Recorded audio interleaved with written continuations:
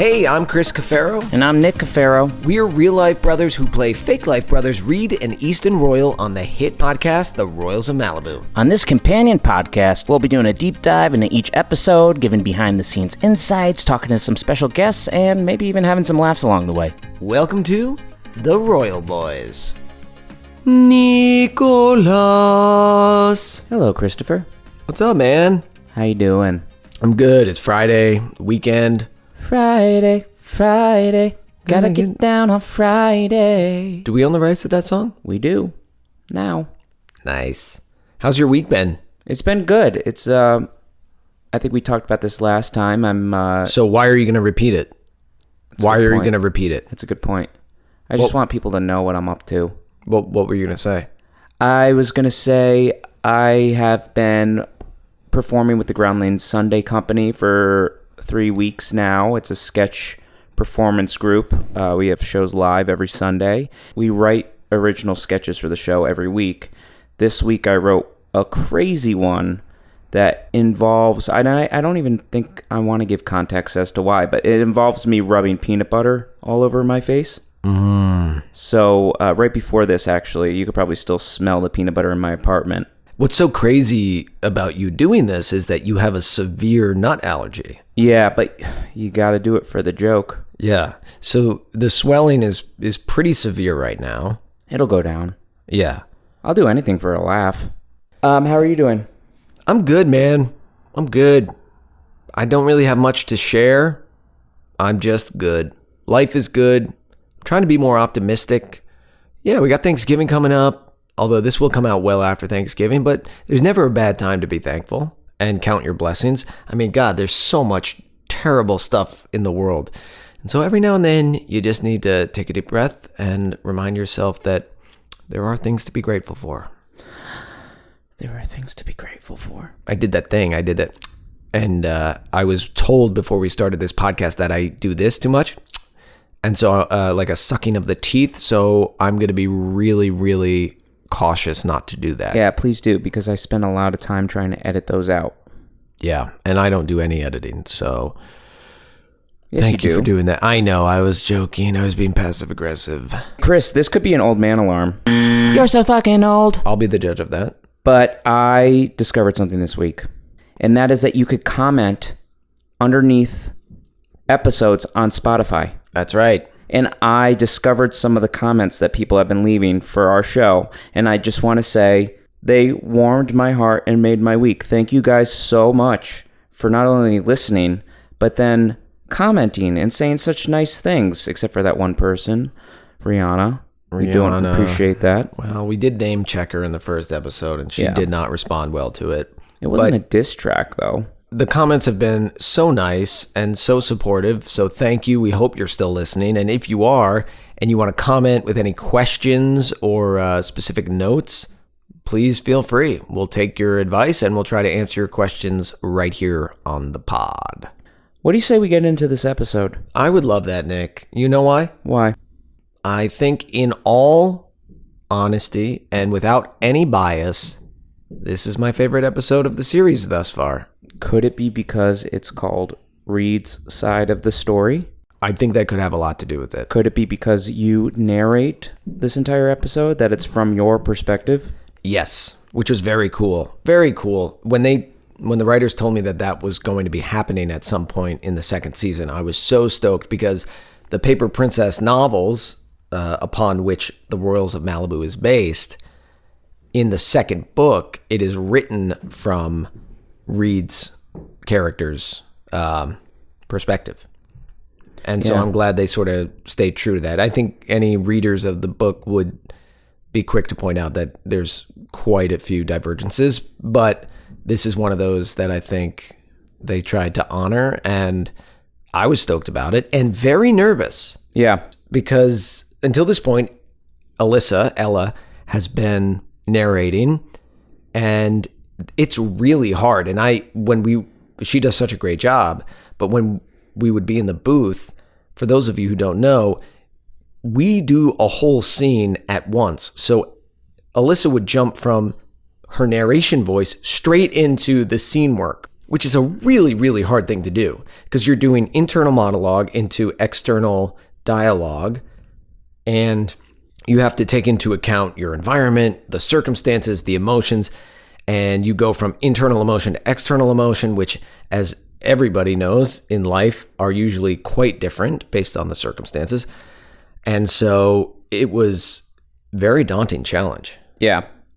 Well, let me just say this. I know we poke fun at each other quite a bit, but in all seriousness, this is my favorite episode of the whole series. I think you did a brilliant job. Oh, I think thanks, it's man. some of the best work you've ever done. Ever? Yep. And that includes the speech we gave at our sister's wedding, which was awesome. Look it up on YouTube. It was pretty solid. Kidding. It's not on YouTube. It was way too long. You did a fantastic job. I know how much preparation you did for it. I got to watch you in the booth. And we're very lucky on this podcast, the Royal Boys, to have already had some amazing guests. We have some amazing guests lined up.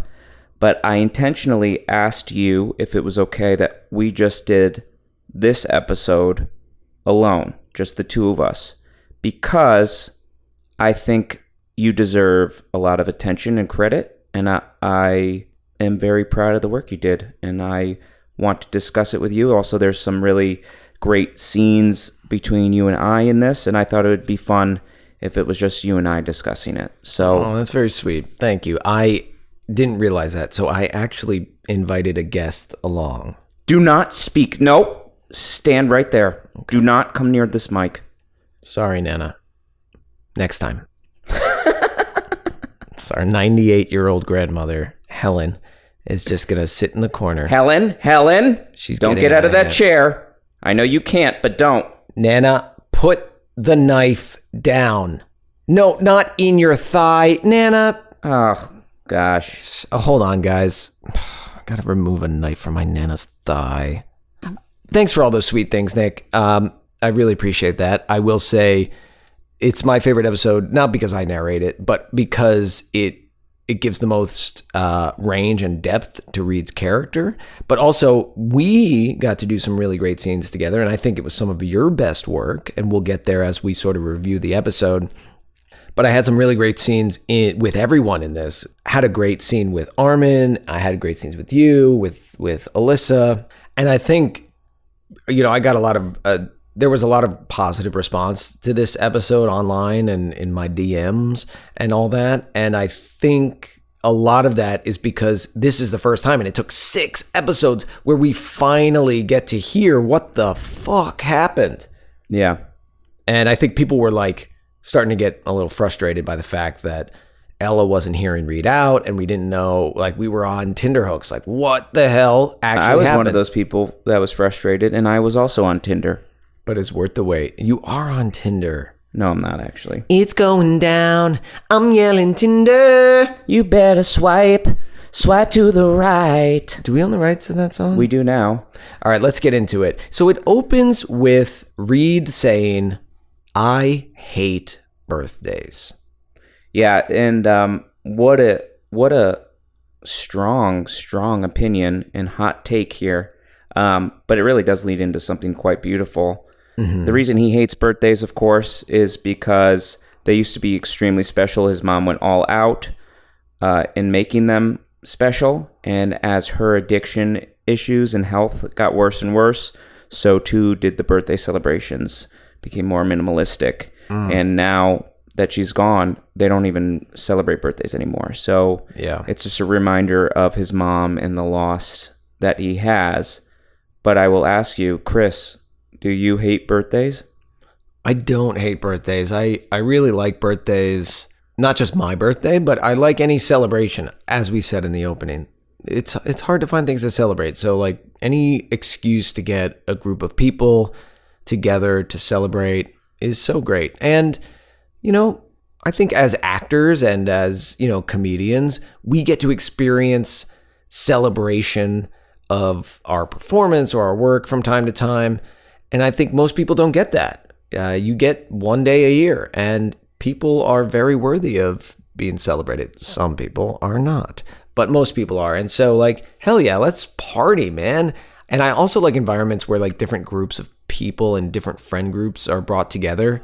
That's why I love birthdays. Oh, really? I love birthdays, not, again, to celebrate me, and this is going to sound weird because I'm an actor, and like, but I don't want that spotlight on me. I love birthdays, and I love... Good news. No one's offering it. That's so true.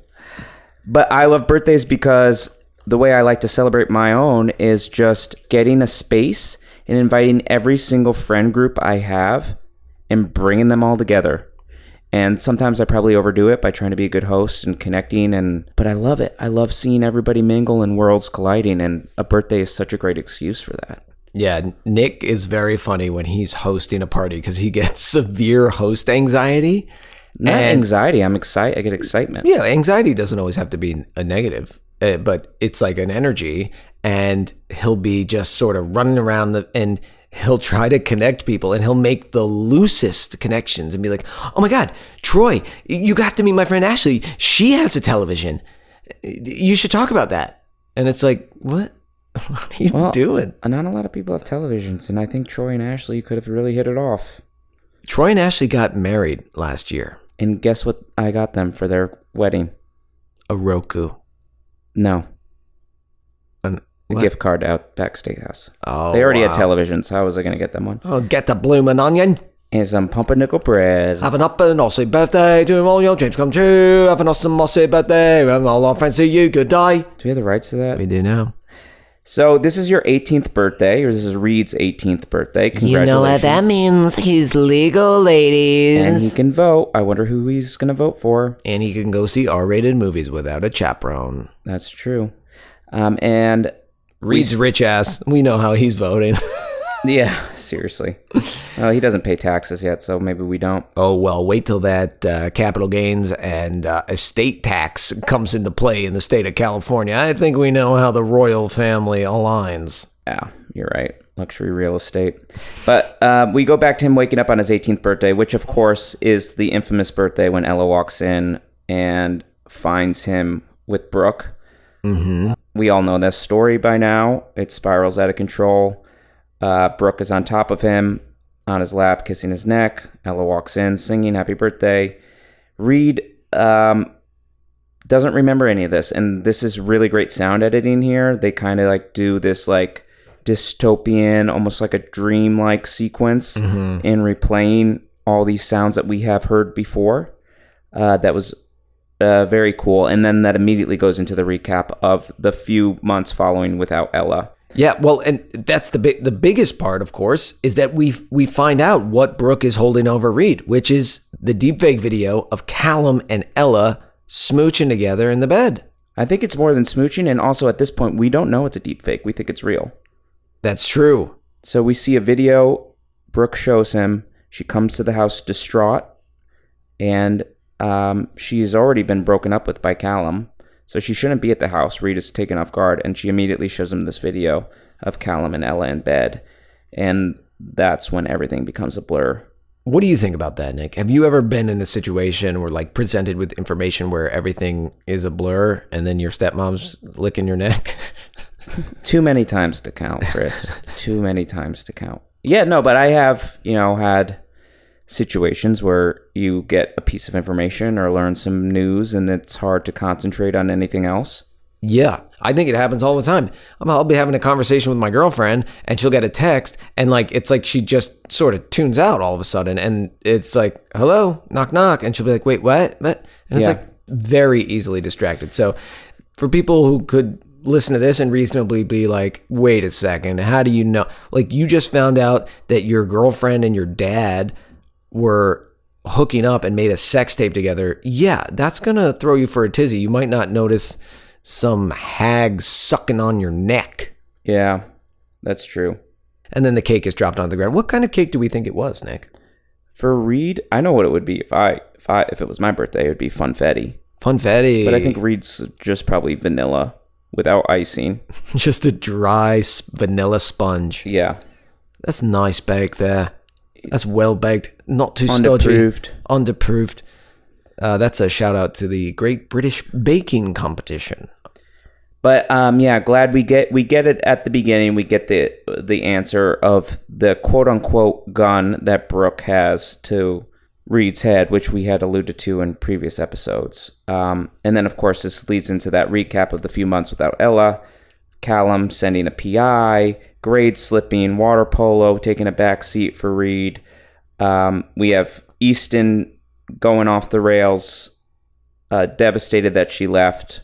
They're canceling family vacations. Can you imagine? So it's tough. And I'm glad that you said what you said. You know, your girlfriend will get a text and it's like, hello, Earth to whatever. That's exactly what happens in this episode. Reed and Easton are out trying to talk, and Reed is completely zoned out. Yeah, to the point where Easton has to like hit him and be like, yo, wake up. Which I remember recording in the booth, and I actually hit you. Yeah, I still have actually that bruise. Yeah, I hit hard. You did not have to hit me that hard. I'm the same way when the Jets are playing. And like someone wants to have a conversation with me, I'm like, yeah, sure. Let me just watch them blow this lead real quick. Oh, that's not true. They would need to have the lead. They would not have a lead. Yeah. But it is sad that this news is all, Jets games last 3 hours. This lasts much longer, and it's straining the relationship between Easton and Reed and Easton and his dad to the point where Callum is actually like really concerned in a genuine way that I don't know if he ever has been for his sons before. Right. Or at least they've never felt. And Easton is like, dude, are you going to a fight? Forget you, man. Like, I'm done. And coming from Easton, who has his own bouquet of bullshit, it's that's saying something. Family knows, and they know when you're zoned out, and they got to get you back in. But this zone out scene, when Easton and Reed are together, this is when we find out it is, in fact, a deep fake because Reed shares it with Easton. And Easton, as I am, is a genius and looks at it and is like, dude, this is a deep fake. They're watching it in the sun, so it's kind of hard to say, but he screenshots it, zooms in, sees the butterfly tattoo on her ankle, which, of course, doesn't belong to Ella. It belongs to Brooke. And he's like, bro, what, do you live in the 80s? This is a deep fake video. Do you blame Reed for missing that? No, not at all. Why? Because it's such a small thing. And he is so much more emotionally invested in it than okay, wait a second. It's not that small. All right. Talking about the tattoo. Oh. No, I agree. Like, it's easy after the fact to be like, dude, how could you possibly think this was real? But it's so shocking. And deepfakes look so crazy right now. Yeah. I hope nobody makes a deep fake of me. No, no one's interested. No one would make a shallow fake of you. Yeah, I'm not a good swimmer.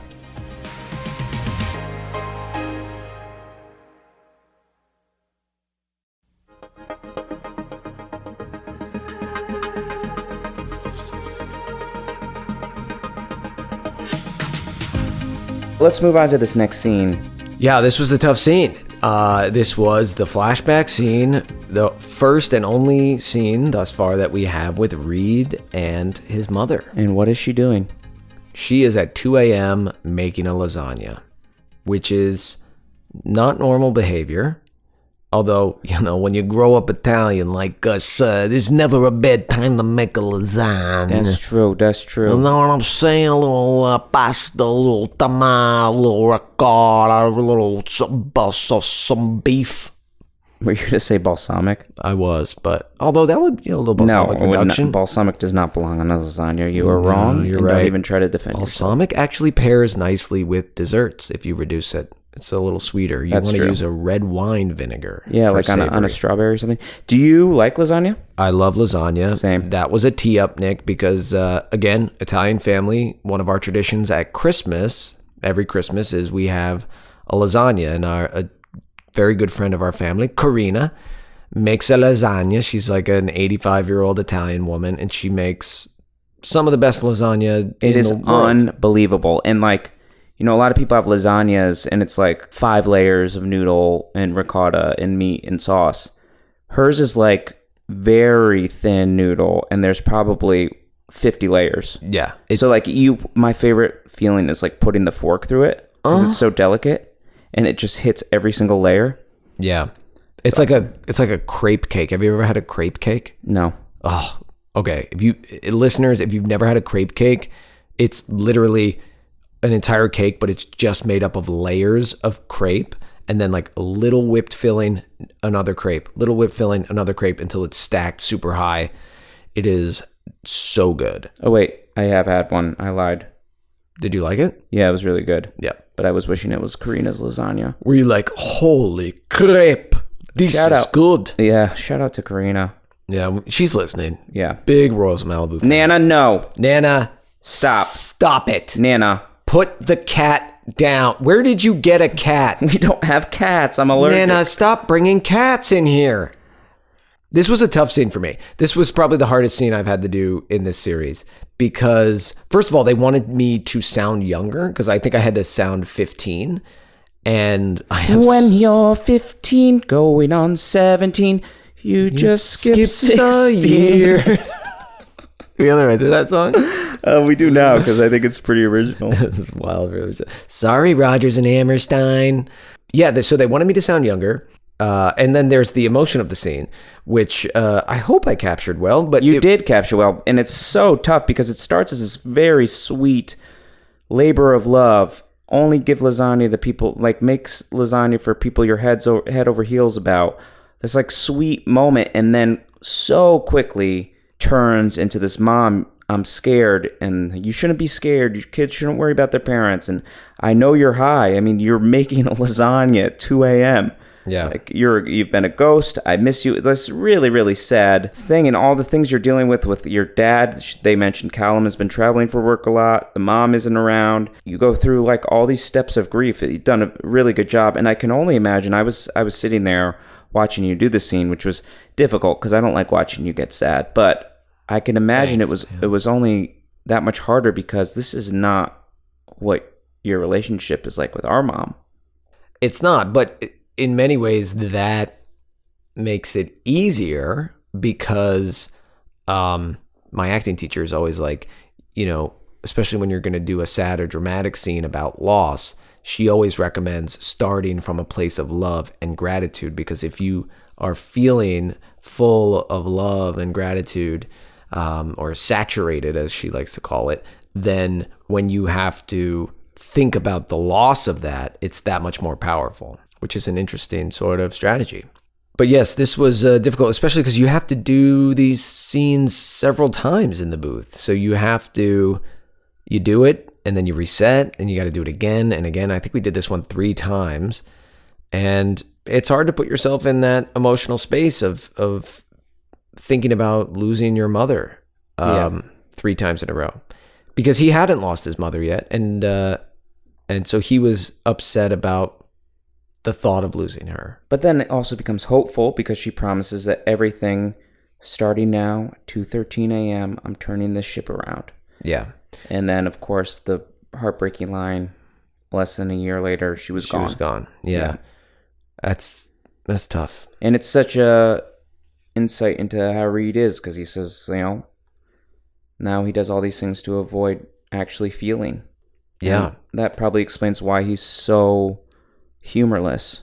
And I think it also explains his commitment issues and trust issues, because the person he trusted most in the world promised him that she would turn it around, and she couldn't. I'm not going to say she didn't, because I think when you struggle with addiction, particularly with pills like his mother did, it's oftentimes not a matter of choice. It's an illness. It's a chemical addiction to something. And if anyone on here is struggling with that, we encourage you to get the help you need medically and emotionally. There's no shame in it. But I think as a 15-year-old, you don't see it that way, especially when it's your mother. And so he has these severe trust issues and fear of abandonment. And it leads him to do some pretty bad stuff, make some bad decisions. And he's very, very fortunate that his bad decisions did not lead him to death. And specifically referencing the car accident. Well, before we go there, if we can just go back real quickly. This scene with Reed and his mother inspired me to come up with a brand new segment on our show that I call Lasagna of the Week. Love it. Lasagna of the Week award. So as Reed's mother says, only make a lasagna for someone who's super special and who means the world to you. And Nick, we can relate to this. Our love for lasagna, it's very special, and we don't share it with anybody. When people try to take leftovers after Christmas, They got to earn those leftovers. You have to know earn how your I feel. leftovers. Earn your leftovers. You either have to help clean the kitchen and not just come and say, I'll do the rest of the dishes when they're already done. You got to earn your leftovers. But, okay, so lasagna of the week. Here's how it works. You and I each get a figurative lasagna to award to a person who has had the biggest impact on our week this week. And so I will start. I am going to give my lasagna of the week, the first ever lasagna of the week, to my girlfriend, Natalie Ortega, because she found out some very, very huge, exciting news professionally. I'm not allowed to disclose exactly what it is just yet, which I know is a frustrating thing to do, but it's a dream role that she's booked as an actress, and I'm so freaking proud of her because she works so hard and she's so talented and she's so deserving. And to watch someone's literal childhood dream come true in front of your eyes is really an incredible thing. So Natalie, you get my lasagna of the week. Congratulations, Natalie. It is amazing. I can't wait till we can actually share what it is. Can you share where it is? I can share that it's going to be in New York City, and I can share that it's going to be a street called Broadway that sort of runs in the middle of Manhattan. Yeah. That's where it will be taking place. And that's all I can say. That's very, very cool. And I don't even know if I could say that. And then what's so funny, too, is that your girlfriend can't eat lasagna. That's right. She's allergic to almost everything that's in lasagna. That's very funny. She has a dairy and a gluten allergy. So going out to dinner with her and sharing things is so much fun. But she can eat this lasagna. This figurative, celebratory lasagna. This is a gluten, dairy-free lasagna for my lady, Natalie. I know I'm springing this on you, Nick, because you didn't know I was going to do I didn't know you were going to You didn't know I was going to create a brand new segment called Lasagna of the Week. So can you quickly think of someone who is deserving of your lasagna? I can think of many people that are deserving of my lasagna. I'm going to give it to you. No, Nick, I couldn't possibly. Go on. Chris, you get my lasagna this week. To piggyback off what you just said, your lasagna.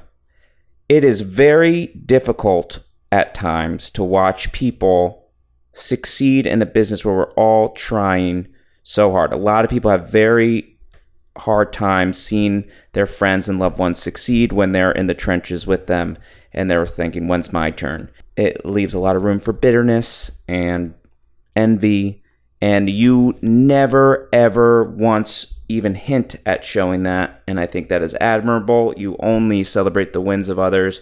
Sometimes you even sacrifice your own opportunities to help others achieve their own wins, and I think that is an incredible trait, and if that is not deserving of a fictitious lasagna, then I don't know what is. Lasagna of the week.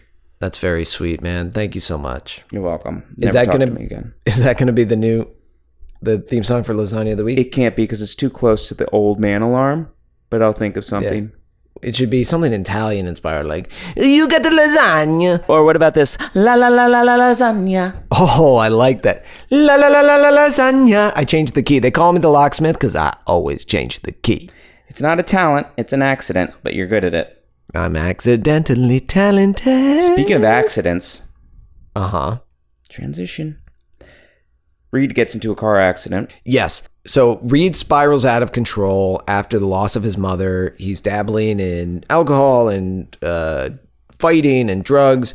And it culminates in he gets in an argument with Easton on the phone. And then he gets in a car accident. Now, I think the team behind The Royals of Malibu and the editing and the writing is so great.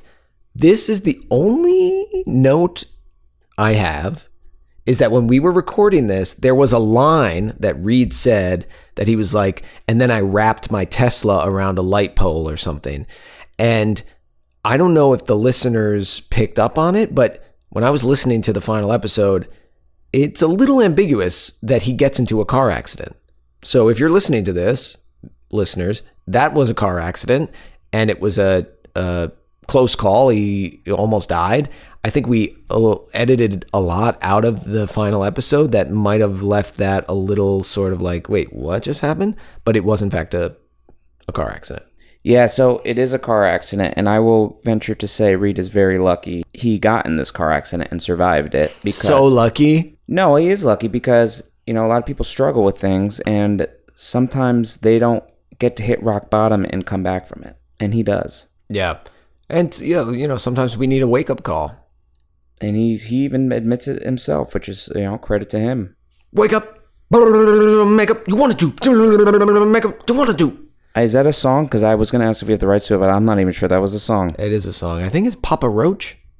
I could be wrong. But it's definitely a song. And hold on. Papa Roach just came out with a new album. Really? Yeah. It's been a while. He might be a grandpapa Roach now. But roaches live forever, dude. Yeah.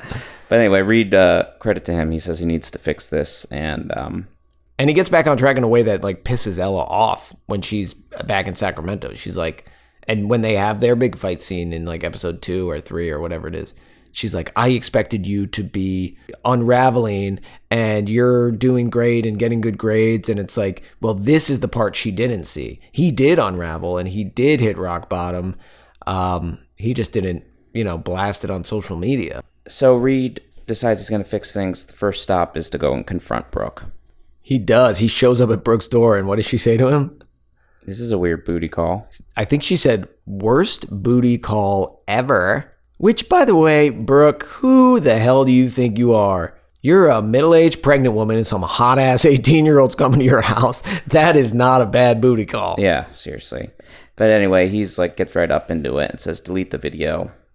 And she blackmails him.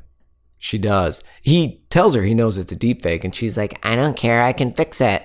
And she says it's enough, it's good enough to ruin your dad and Ella's life. Which is so true, because we live in a time where just a sniff of impropriety, people aren't going to double check and verify. They'll see it for 4 seconds on a headline or scrolling, and they'll be like, that's the truth now. So like nobody's going to listen if he's like, actually it was, if you look closely, like people are going to be like, nah, he's a creep. Yeah. You take it, you make your opinion, you move on. Yeah. Court of public opinion, man. There is not a lot of due process. Not a lot of due process in the court of public opinion. And what does Brooke say to him? The only way she will get rid of this video is if Reed helps Brooke get back with Callum. Convince your dad to take me back. So Callum, maybe. Hey, I'm your stepmom. And I am crazy. So here's lose my number. Callum, maybe. Do we have the right set of song? We do now. But anyway, now we have some stakes up in this episode. Yum. We have Reed's mission. Now he needs to get Callum and Brooke back together. Otherwise, Callum and Ella are in a whole host of trouble with this video being released. And Reed is getting them back together. Reed will talk to Brooke, will talk to Callum, talk to East. 'Cause Reed... We own that? We do not. No, Taylor Swift is very litigious. Yeah. So we don't have that song.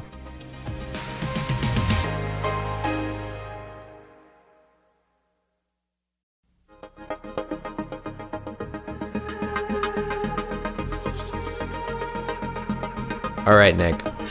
Here's my favorite moment of the episode. You already said that. Yeah, you're right. Here's my second favorite moment of the episode. Is our fight. So I hated this. What do you mean? I think the scene came out great. I think we did good work, but I didn't like fighting with you. We don't really fight that much in real life. Well, not now. We didn't really fight that much when we were younger. No, we get in little tiffs where it's like, all right, dude, you're annoying me. Get out of here. Yeah, but that's normal. The fights that we've ever had, I don't think either of us have ever close fist hit each other. You and I, no. Open hand slap. There have been times when we were younger. Yeah, but I remember it being like, even like you do it and you try to hold back so you don't hurt the person, but you want to. Yeah, you're pulling your punches. Our sister close fist hit me in the mouth once. She also kicked me across the room once. Yeah. That was the first time. I'm the youngest. She's the oldest. I was always like protected by her. And I remember so distinctly the one time that she finally hit me, and it was warranted because I was throwing her underwear. We were all on a family vacation. I was throwing her underwear into a ceiling fan, and she told me to stop, and I didn't, and so she kicked me. Reed drives to where Easton is because Easton called him. When he gets there, Easton's like, "Get out, you're a buzzkill." And this is where Easton really lets out all his frustration towards Reed. I might have said this before, but I'm saying it again now. This is my favorite line that I've ever had in any episode, which is, "It's enough, East. We've been through enough." Yeah, they've been through a lot. And it's so true. It's like they together have been through enough, and their arguments and their fights, and they quickly realize it in the most like masculine, brotherly way, where it's like, okay, we have our explosion. Are we done now? Yeah, okay, let's get back in the car. But I remember recording this. I think we did this scene maybe 3 or 4 times. And it was just me and you in the booth, but everybody else was sitting outside of it. And it was so intense that I remember everyone was so respectful and like quiet and gave us time in between. Because it's tough to fight with you. Yeah, our director, Matt, was so great. They would, after scenes like this, they'd be like, okay, that was great.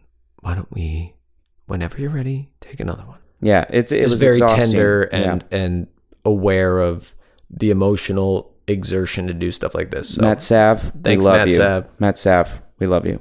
I can't believe this is our first shout out of Matt Sav, episode 6. That's why I'm going to say it one more time. Matt Sav, we love you. So unfair. Big takeaway from the scene, though, is they both admit that they want Ella back. And it's how do we get her back? And Easton says the hard truth to Reed. So the only way she's going to get back is if you stay away. Hurtful. But Reed's like, I think he's right. Yeah. That's tough.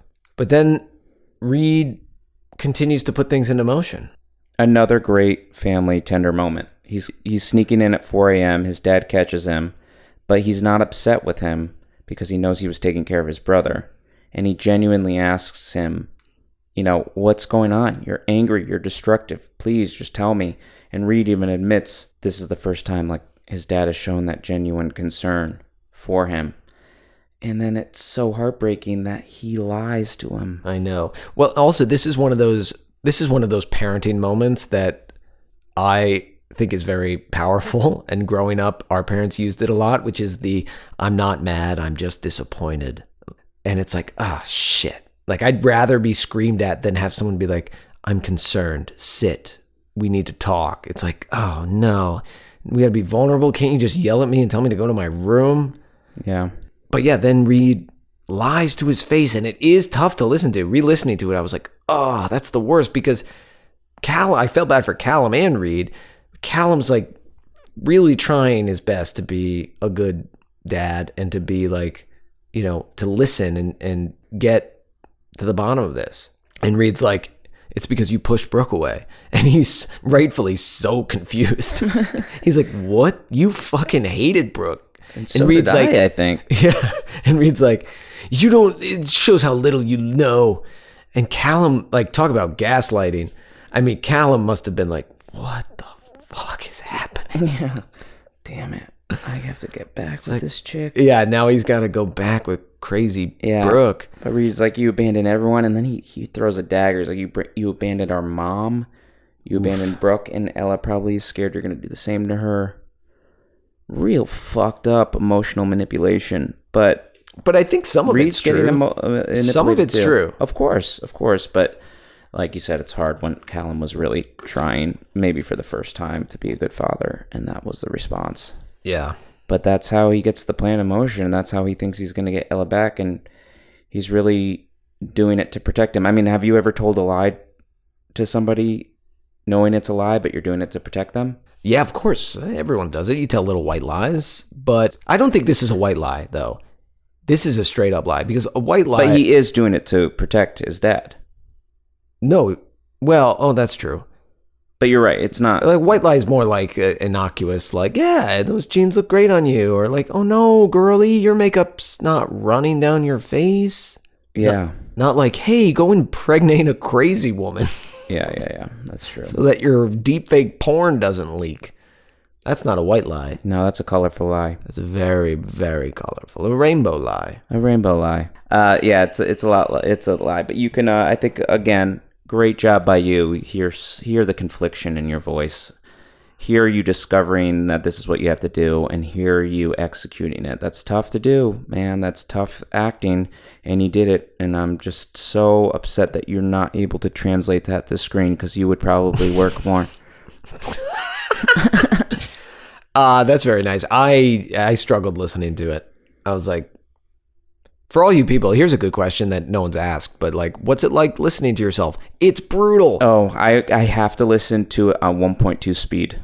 Yeah, but even like when we edit these podcasts, and we just have to like listen to our voices and our stupid opinions and our dumb songs.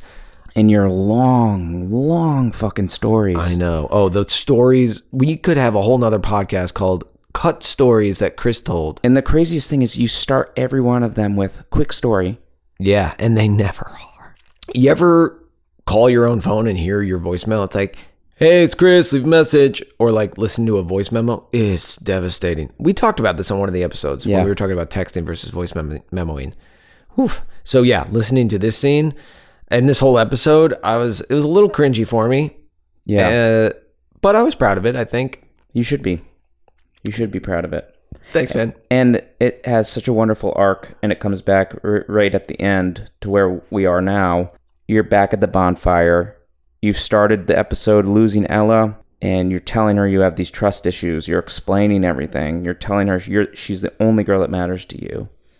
You're apologizing because you thought she cheated on you, and it turns out she trusts you. She trusts me. It's a really beautiful moment. We're back, baby. But you have a line in there that the episode ends with. Should I deliver it again? Yeah. Or do you want to have a line read off? Like, you try it. I'll try it, and then you try it, and then I'll try it. I will end anyone who gets in our way. I will end anyone who gets in our way. I like your version. Yeah. Nana, you want to try? Nana. Nana.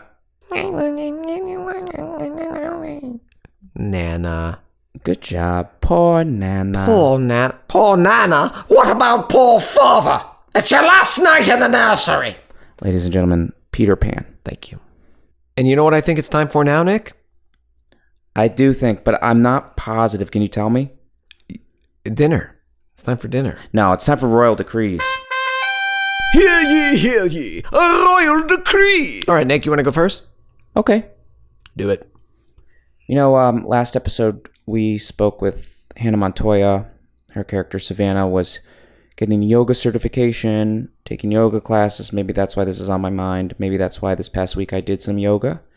We also spoke about Reed's teen angst and all the things he's going through and how he dealt with them in not the healthiest way. So I decree that everyone try at some point during their week to add in some aspect of yoga or meditation or stretching, whether it's 5 minutes, an hour, whatever it is, one time a week. Just try it. It's really helpful. I was having a rough day the other day. I just took a pause, did some yoga, some deep breathing, and I felt a lot better. Could it be placebo? Sure. But I think it's very helpful. I think it's a healthy way to help yourself. I know this is not the most fun of the royal decrees, but that's what I'm going to decree. Sorry. You done? What? I fell asleep. It's okay. That's good self-care. You just took an acting class that had didn't you do like a whole breathing and body work class? We did. How'd that go? It went really well. It was really, going into it, I'm like, really, we got to do this? And then I left and I was like, wow, that really does apply to acting in your work, because when you open the space, you're open to other emotions and presenting those emotions in ways that people can digest and be entertained by and relate to. So it's helpful. I'm proud of you, man. I'm proud of you. What's your royal decree? I decree, leave your fucking dog at home. It's a very different tact, although I don't have a dog. It probably applies to the yoga going crowd, with all due respect. Especially in LA, man. People bring their dogs everywhere, to restaurants and stores and grocery shopping. Stop. Leave your dog at home. Take it for a walk. Go to the dog park. I'm tired of eating an omelet at a nice little cafe and having some golden doodle's snout in my crotch while I'm trying to eat some rosemary roasted potatoes.